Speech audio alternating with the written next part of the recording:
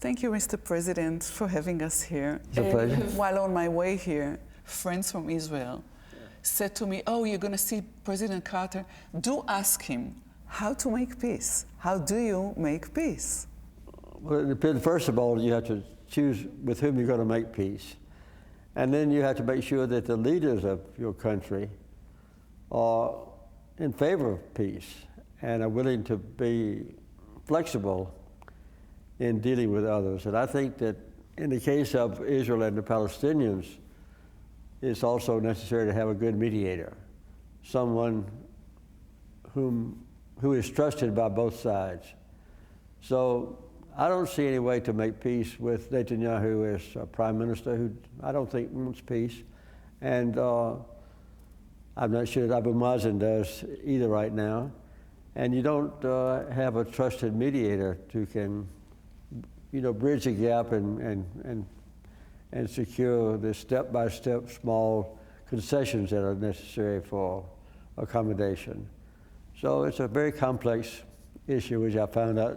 Mr. President, the other day we heard through Fox News that the deal of the century that President Trump is working on, or his team is working on, is about to come out. Do you have any clues on what's in it? Yeah, we've been hearing that for 2 years now. I hope it's true. If it's true, then I'll be very surprised. I have talked to President Trump's son-in-law about the Middle East and urged him to be aggressive and flexible as well, and to reach out to the Palestinians as well as to the Israelis and the Arab leaders. But and he promised me that he would, but I'm not sure that that's being done. But what you just reported is very encouraging. So you have met Kushner, his son-in-law.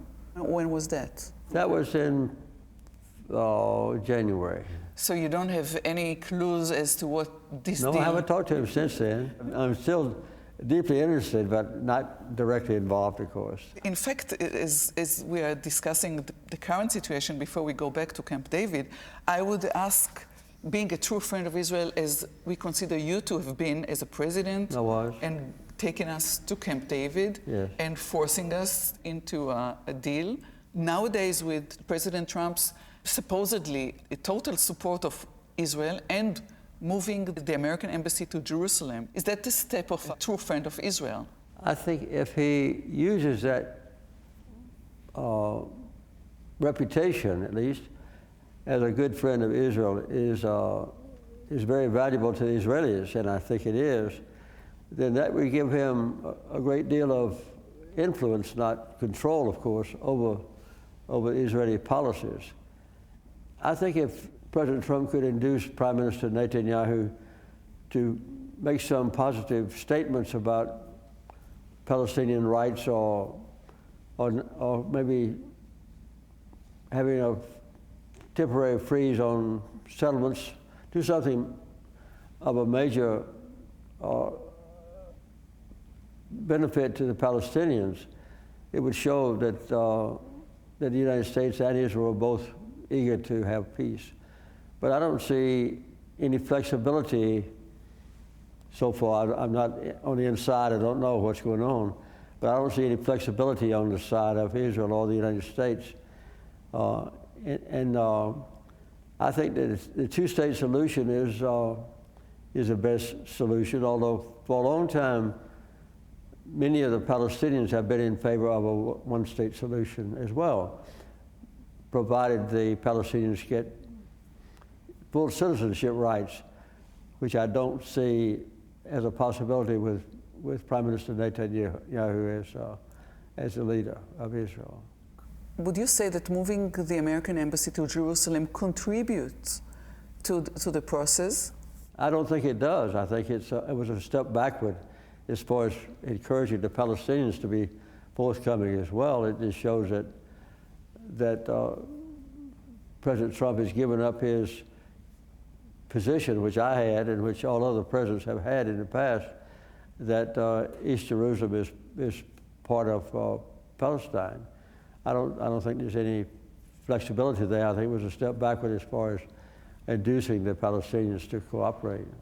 Speaking of Camp David, there are people who'd argue that the Palestinian issue, the Palestinian interest, was left aside, that they were neglected, in fact? No, that's not true. I think that President Sadat and I, and I believe that Prime Minister Begin as well, all agreed that full Palestinian rights, based on United Nations Resolution 242, would prevail. And after we left Camp David, Prime Minister Begin claimed that he only intended to have a settlement freeze and so forth for 3 months, whereas I understood, and President Sadat understood, and all of our negotiators understood at that time, that it was until we have a complete agreement. So that was a very serious misunderstanding. I think that that was not pursued aggressively, because I went out of office very shortly after that, as you know. And President Reagan was not very interested in the Middle East at that time. So we had a dual agreement at Camp David, that is, the peace between Israel and Egypt, which has been permanent and unchallenged and never violated. But the other equal part of it was that there would be full rights for the Palestinians with full autonomy, a chance to run their own affairs, and a two-state solution. But an autonomy is not a separate state. That's right. Especially not according to the Israeli interpretation of that term. I know. Well, we didn't get into that because we just didn't have time, and the only thing I could get was what we actually put into writing. But as you know, United Nations Resolution 242 is quoted in the Camp David Accords as being agreed to by Prime Minister Begin and Israelis. In hindsight, Mr. President, would you have been more persistent on the Palestinian issue, or is a trade-off to get Sadat cooperate with the Israelis, and the Israelis cooperate with Egypt? You had no choice but to put that issue aside, and might have missed an opportunity to get this. We never put the issue aside for full Palestinian rights. And in my opinion then and now, Prime Minister Begin agreed that the Palestinian issue would be on an equal basis as far as importance was concerned with peace with Egypt. It was two parts of equal importance. Who would you put the blame on? I think the blame is on Israel's side. I think Israel is to blame. And all the promises made by the Israelis at that time to give Palestinians full rights and a nation of their own has been violated. And I think Prime Minister Netanyahu has never intended, in my opinion, to have Palestinians control the West Bank or East Jerusalem. He's always had in the back of his mind, in my opinion, and in the forefront part of the time, that the West Bank was part of Israel, and of course East Jerusalem included. I have been in charge of the election monitoring for all three Palestinian elections, and it was very difficult for me to get Israel to agree to let the Palestinians even vote who lived in East Jerusalem, as you may know. So I don't think that the Israelis have been good faith compliers with the Camp David agreement about Palestinians. Would Hamas be a viable partner? Well, Hamas are not even willing to recognize the right of Israel to exist. I don't think now they would, but there was a time when I went and negotiated with the Hamas leadership when they were, and I had a press conference in Jerusalem and described exactly what Hamas had agreed to, and the Hamas leadership at that time, the chairman of the Hamas leadership, agreed with me publicly. So that there was a time when Hamas was willing to accept Israel's right to exist and to recognize Israel as a nation.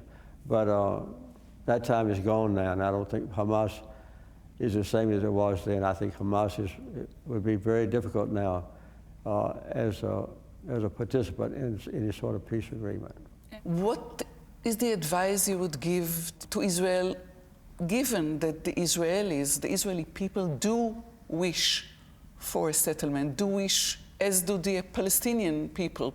Well, I think if Israel would make it plain to the Palestinians and to the world that they were willing to have a Palestinian state, a viable state with contiguous borders, and that the Palestinians would have equal rights to run their own affairs. If they would just go back to the original Camp David Accords that I negotiated and repeat those commitments, I think it would be a very major step forward. Let me read to you these words. The Holy Land does not yet enjoy the blessings of peace. Conscious of the grave issues that face us, we place our trust in the God of our fathers, from whom we seek wisdom and guidance. As we meet here in Camp David, we ask people of all faiths to pray with us, that peace and justice may result from these deliberations. Yes. So take me back to the start. The prayer was drafted by a group in Washington and given to me. And I presented it to President Sadat, who accepted it immediately. I presented it also to Prime Minister Begin. He modified some words, which we all accepted, and we put the prayer out, and I think the whole world was praying for us. And one of the reasons that I believe we were successful, at least at Camp David, in reaching an agreement was that all three of us were deeply religious. I think it's safe to say that Sadat was a very deeply religious Muslim. I was a religious Christian. And I think that Prime Minister Begin was, in my opinion, the first genuinely religious, deeply committed Jewish believer. So we were all three, in our own way, very deeply committed to peace, and particularly in the Holy Land. And that common faith in the Abrahamic religions, I think, was what made it possible for us to reach agreement. Well, but it took more than just faith. It Yes, took it did. your courage and your insistence, even at times of crisis, and there were those times of crisis. Tell me more about the strategy that you had to take. Well, we tried for 3 days to meet together, all three of us leaders. And that wasn't possible because Begin and Sadat despised each other, and they argued about, history, the past 2,000 years of history. So I finally decided that they had to stay apart. So for the next 10 days, they never saw each other. And I went back and forth, you're right. But it was a matter of a small concession on the part of the Egyptians and then a small concession on the part of the Israelis. I would say that Sadat was more forthcoming than the other 50 or so members of his own government there. And I would say that Prime Minister Begin was the least cooperative of all the Israelis who were there. He was very reluctant, very cautious. I would say that Prime Minister Begin was the most courageous one there. He gave up perhaps more of his previous positions in Israel than had been the case. And I think Sadat, who was killed perhaps because of Camp David concessions, was next most courageous. Begin first, Sadat second. I didn't give up anything. I was, the things that we worked out at Camp David made me more popular than less popular in my country. But I think that both Begin and Sadat gave up a lot in reaching an agreement. They were the ones that showed courage, not particularly me. I read somewhere that you were not a politician in the sense that you were not seeking any political benefit out of this move. That's true, I wasn't. I had been to Israel in 1973 as governor. I was a guest of Mr. Rabin and Golda Meir. So I was very deeply committed long before I was president, to try to do something about the conflict in the Holy Land, as I called it. And I then and now, I taught the Bible lessons, regularly in my local church.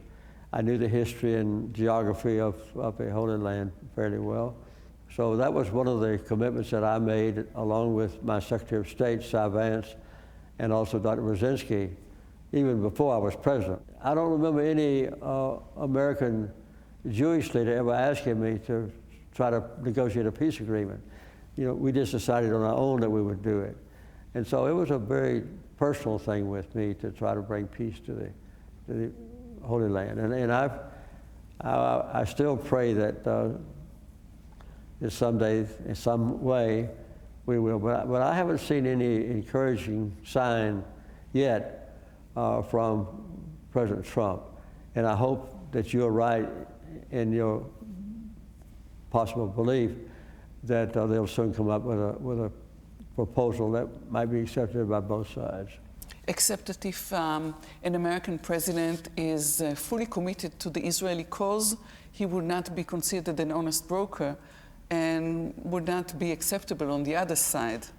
Well, you have to want peace between Israel and all of her neighbors, and that's what I have always wanted, was peace for Israel with Egypt and also with the Palestinians, and also with Lebanon, and also with Syria, of course, with all her neighbors. And you can't just be committed to one side and hope to get the other side to agree. You have to be flexible and be willing to look at both sides at the same time, which I did. Well, the Middle East has changed dramatically in the last decade or so. I think it's deteriorated, yes, I do. How do you account for that? You bringing peace to different parts of the world, being a messenger of peace, bearing peace, fighting disease, raising hope, this is what you do. But the Middle East does not seem to agree with the rest of the world. I know. Well, it's just a shame and that we can't do it. I think my most important contribution was perhaps not in the Middle East area between Israel and Egypt, but my most important contribution, good or bad, was normalizing relations with China, because we had been at odds with China for 35 years, and we finally worked out an equal agreement with China. So that may be more significant in history in the long term than the agreement between Israel and Egypt. Of course, for us as Israelis, we are so thankful for your commitment to normalizing the relations between Israel and Egypt. But even this would be considered a cold peace, Some of the expectations had vanished or crushed on the rock of reality. That's true. Well, I have always felt that if I had been reelected president, that I could have used my influence to implement both parts of the Camp David Accords. But I went out of office, and I tried to use my influence then, but President Reagan didn't have any interest in peace in the Middle East to follow up. Would you have done anything different in Camp David or in that process? Well, if we had had a few more days at Camp David, we might have clarified how long Prime Minister Begin was going to refrain from building settlements on Palestinian land. But in the 13 days that we had available, I think we did the best we could. We were just, Americans say, by the skin of our teeth. We just did barely get an agreement, as you know, concerning Yamit, the settlement, the Israeli settlement. And also the very controversial and delicate issue of Jerusalem. Those were the two major issues at the end. And we were able to get both of those with the help primarily of Barak on the Israeli side, Aaron Barak. I read in Stu Eisenstadt's book that at a point everything was crashing. Yeah. And the names of all the grandchildren of Menachem Begin. I believe it was towards the end, at the 20th draft or so. Begin had given up and was very angry with me. And he asked me for photographs of me and Begin and Sadat together, and wanted me to autograph the photographs. So I agreed to do it, and my secretary was named Susan Clow, and she called Israel and got the names of his eight grandchildren. And so I put with love and best wishes to, and I put every name, and I signed my name. And I took them over to his cabin, and he was very stiff and unfriendly. And he got the photographs, and he turned around and he started reading them, and he read it out loud, and he got to the name of his grandchild, and he had tears running down his cheeks, and I did too. And so he said eventually, Mr. President, why don't we try one more time? And so he said, I'll let Harun Barak meet with you and see if we can't work something out. So we took advantage of his willingness to continue, and that was on the last day, as a matter of fact. And we had already called the helicopters to go back to Washington and to report failure.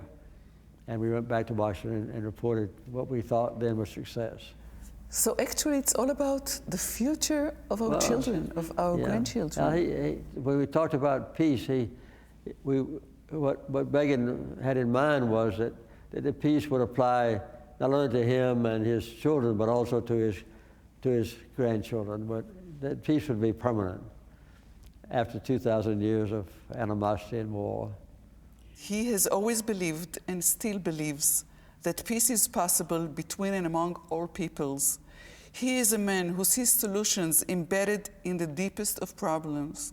And because of this, he has substantially enlarged the peace of the world. This is you, President Carter. Oh, well, I'm not sure about that, giving me all the credit, because, as I said, I had a deep commitment to peace, and I was lucky enough at Camp David to have two courageous and wise and flexible men with me. And I would say, again, that Sadat was very courageous, gave his life to an assassin, as you know. And Prime Minister Begin was the most courageous of all, because he made the most difficult concessions at Camp David to reach the ultimate agreement. So it was a very gratifying experience for me. And when we came home from Camp David, I think all three of us believed that we had reached an agreement for peace that would be a lasting peace. And with, I think that even Begin at that time saw that there would be a free and viable Palestine adjacent to a free and viable Israel, living in peace with each other with mutual recognition. And that was what we had hoped for. And we also saw an end to the wars that had been so prevalent for 25 years between Israel and Egypt with a peace agreement. Are you disappointed? Yes, I've been very disappointed. I really have. But you do have hope. I still have hope, and I still pray that someday the Israelis and the Palestinians will find common ground and agree on something that's mutually acceptable. Amen. Amen. So how, Mr. President, you would like to be remembered by the Israeli people? I would say I would like for the Israelis to know that my number one goal in life in international affairs would be for Israel to be able to live at peace with all her neighbors. And I still hope that. Thank you so much, Mr. President. Well, thank you very much. Yes, you did.